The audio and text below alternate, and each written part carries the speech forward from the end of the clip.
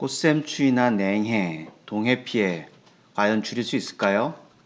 동해나 냉해 원인을 제대로 알고 나면 피해도 확실하게 예방할 수 있습니다. 안녕하세요, 한스연TV입니다. 올해도 이제 또 추위가 예상되고 있죠. 올 겨울은 특히 건조해서 지금 산불 피해도 많이 나고 있는데, 그러다가 또 봄 되면서 따뜻해질 수도 있지만 꽃샘추위가 오고 또 갑자기 설이라든가 동해 피해를 예년과 같이 또 발생할 수도 있습니다. 그래서 오늘은 동해와 냉해의 원인에 대해서 자세히 설명을 드리겠습니다. 먼저 구독, 알람 설정 해 놓으시면 새로운 영상 올라올 때마다 바로 보실 수 있습니다. 봄만 되면은 따뜻해졌다가 여기 보시는 것처럼 이렇게 갑작스럽게 설이나 눈이 내리기도 하고요. 이렇게 고드름이 필 정도로 강추위, 여기 보시는 것처럼 가지가 이렇게 터질 정도로 동해 피해를 입기도 합니다. 저희가 매년 이와 같은 유사한 피해를 보고 있는데, 그럼에도 불구하고 정확한 대처를 잘 못하고 있습니다. 오늘 그 대처법을 알아보기 전에 명확한 원인을 확인해 드리겠습니다. 먼저 대처법을 먼저 보고 싶으신 분은 이 영상의 끝부분을 먼저 보셔도 됩니다. 먼저 냉해와 동해를 구분해야 되는데요. 냉해와 동해를 명확히 구분해 보면, 냉해는 식물이 정상적으로 대사활동을 할 수 없다. 즉 정상적으로 살아갈 수는 없지만 세포 안에, 식물 안에 가장 작은 살아있는 단위가 세포입니다. 이 세포 안에 얼음 결정이 만들어지지는 않을 정도로 저온, 이게 중요한 거예요. 온도적인 기준으로 볼 때 얼음이 만들어지지는 않은 정도가 냉해고요. 동해라고 하면 세포 내에 얼음 결정이 만들어질 정도로 온도가 낮은 겁니다. 그래서 동해를 입어서 얼음 결정이 세포 내에 만들어지면 사실 세포가 죽어요. 그래서 동해는 회복 불능이고, 냉해는 얼음이 만들어지지 않고 정상적인 대사 활동을 좀 억제받은 거기 때문에 냉해는 회복 가능합니다. 그래서 냉해와 동해는 좀 구분하셔야 되고요. 이 냉해에 있어서는 어떤 현상으로 어떻게 발생하는지를 이해해야 피해를 이해할 수 있어요. 첫 번째가 이 세포막에 대한 피해입니다. 공부를 좀 하신 분들은 알겠지만 식물도 가장 최소 단위가 세포고요. 그 세포를 둘러싸고 있는 게 세포막입니다. 세포막은 우리가 비닐봉지라고 생각하시면 돼요. 비닐봉지에 막이라고 생각하시면 되는데, 그 비닐봉지에 유동성이 떨어진다. 움직임. 비닐봉지에 물을 담으면 어떻게 될까요? 눌러보면 말랑말랑하죠? 비닐봉지에 물을 담아서 묶었어요. 말랑말랑합니다. 그러면 그 말랑말랑한 것이 이 껍데기가 플라스틱 박스처럼 움직이지 않는 용기 같은 플라스틱 상자로 바뀌었다라고 생각하시면 돼요. 그렇게 되면 유동성이 떨어지고, 그렇게 되면 막투과성이 떨어진다고 하는데, 막투과성이 뭐냐면 비닐이나 플라스틱은 물이 새 나오지 않죠. 하지만 세포막은 선택적으로 이걸 통제할 수 있기 때문에 물이 밖으로 나갈 수도 있고 안 나갈 수도 있어요. 그래서 물만 왔다 갔다 하고 나머지는 못 나가게 하는 그런 반투과성이라고 하는데, 선택적인 투과성을 갖고 있어요. 그래서 그런 막투과성이 나빠지면 물과 양분의 이동이 거의 안 됩니다. 이것 때문에 물과 양분의 이동이 거의 안 되기 때문에 여기 얘기한 것처럼 대사 활동을 할 수 없게 돼요. 이게 가장 중요한 거고요. 두 번째는 효소 활성이 나빠지는 피해입니다. 뭐냐면 온도가 낮아지면 효소가 활성이 떨어져요. 효소가 제대로 기능을 못하는 거죠. 사람의 몸과 마찬가지로 식물체 안에도 모든 대사는 효소 작용에 의해서 움직입니다. 그 효소의 활성이 떨어지면 대표적인 게 에너지 대사, 즉 호흡, 광합성, 이 두 가지인데, 식물이 호흡을 해야 에너지를 써서 활동을 하는 거고, 광합성을 해야 에너지를 만들어내잖아요. 이 두 가지가 다 활성이 떨어지는 거죠. 그러면 정상적인 대사를 할 수 없으니까 냉해에 의해서 억제가 됐다, 생육이 멈췄다, 이런 피해를 보게 되는 겁니다. 두 번째가 아까 말씀드린 동해인데, 얼음 결정이 만들어질 수 있는 낮은 온도라고 했잖아요. 그러다 보니까 두 가지나 세 가지 나눠볼 수가 있어요. 세포 밖에 얼음 결정이 만들어지는 방식입니다. 세포 밖에 만들어지면 세포 안에는 결정이 없기 때문에 직접적인 영향은 없어요. 하지만 세포 밖에 얼음이 만들어지면서, 얼음이 만들어지면 물의 양이 줄어들어요. 얼음의 결정으로 고체로 바뀐 거거든요. 그러면 액체 상태의 물이 적죠. 그러면 그 안에 용액의 농도가, 세포 밖에 있는 그 용액의 농도가 올라갑니다. 농도가 올라간다는 것은 삼투압에 작용해서 물이 세포 안에서 밖으로 빠져나가게 돼요. 그래서 말라 죽는 겁니다. 그러니까 세포 밖에 얼음 결정이 만들어지면 세포 밖에 농도가 올라가고 용액의 농도가 올라오고 물이 밖으로 빠져나가서 세포가 죽는다. 이 원리는 잘 알아두셔야 돼요. 삼투압의 원리를 이해 못하시면 농사 지실 때 상당히 문제가 되세요. 삼투압은 압력이 어떻게 낮은 곳에서 높은 곳 쪽으로 물이 갑니다. 그래서 이 바깥쪽에 삼투압이 높아지면 안쪽에 삼투압이 낮은 곳에 물이 밖으로 나가요.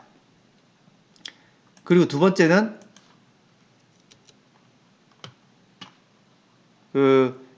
물관 내 용액이 묽어지면 물관이 얼어버려요.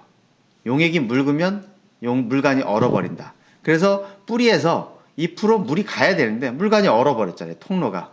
우리 겨울에 수도 동파된다 그러죠. 수도관이 얼은 거예요. 물이 나오질 못해요.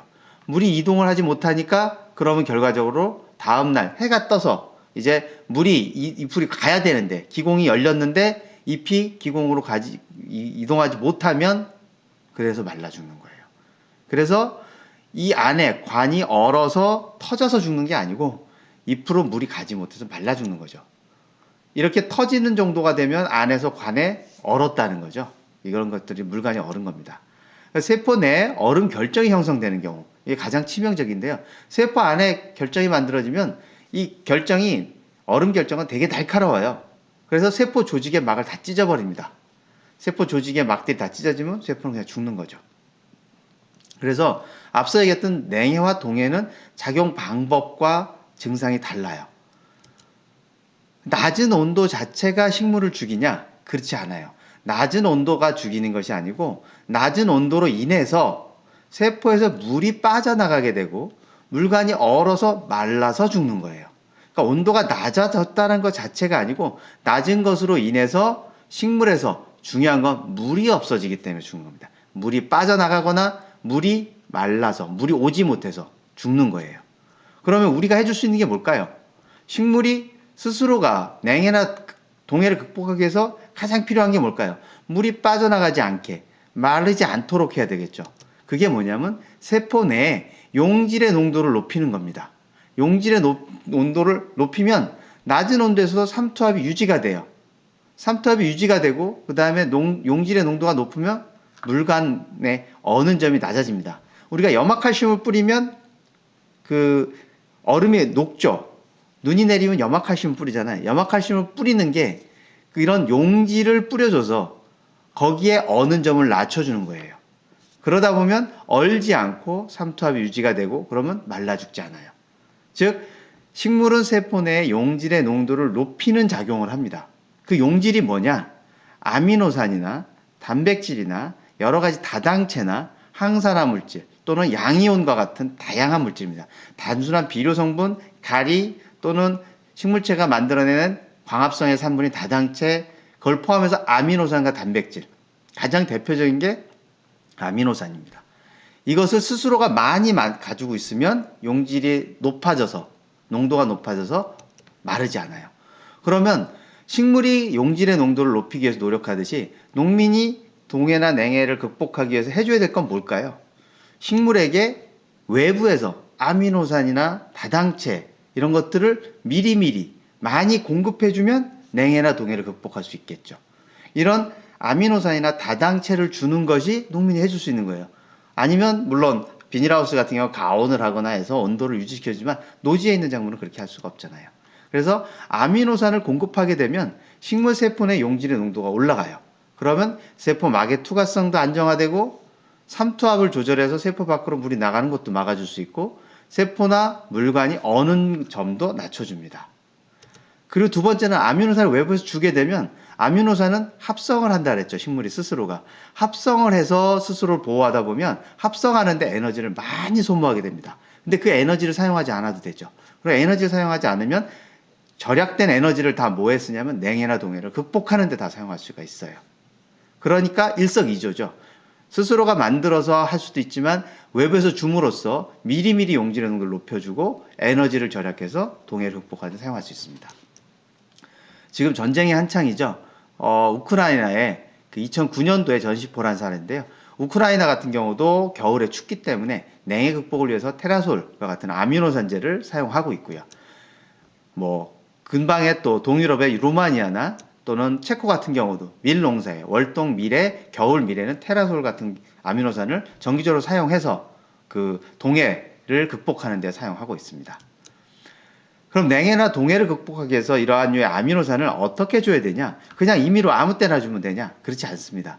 반드시 3일 전쯤, 그 다음에 냉해나 동해가 예상되는 당일에 예방적으로 살포하시고 한 일주일 후쯤에 회복용 회복하라고 살포를 해주시는 그런 농도로 사용해 주셔야 돼요. 그래서 오기 한 3, 4일 전쯤에 쳐주시고 당일 또는 그 전날이라도 꼭 살포를 하시고 2번 쓰시고 7일쯤 됐을 때 회복하는, 그러니까 즉 그 날씨가 추워지고 나서 회복되는 7일 후쯤에 사용하시게 되면 회복 살포가 가능합니다. 이때는 연하게 치기보다는 1100 정도로, 테라솔 같은 경우 2000배로 사용하시는데 1100 정도로 진하게 사용하시면 좋습니다.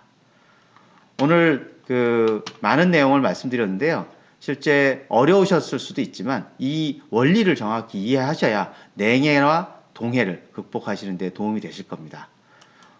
감사합니다. 구매를 원하시는 분들은 안내 번호에 연락하셔서 가까운 판매점 확인하시면 됩니다.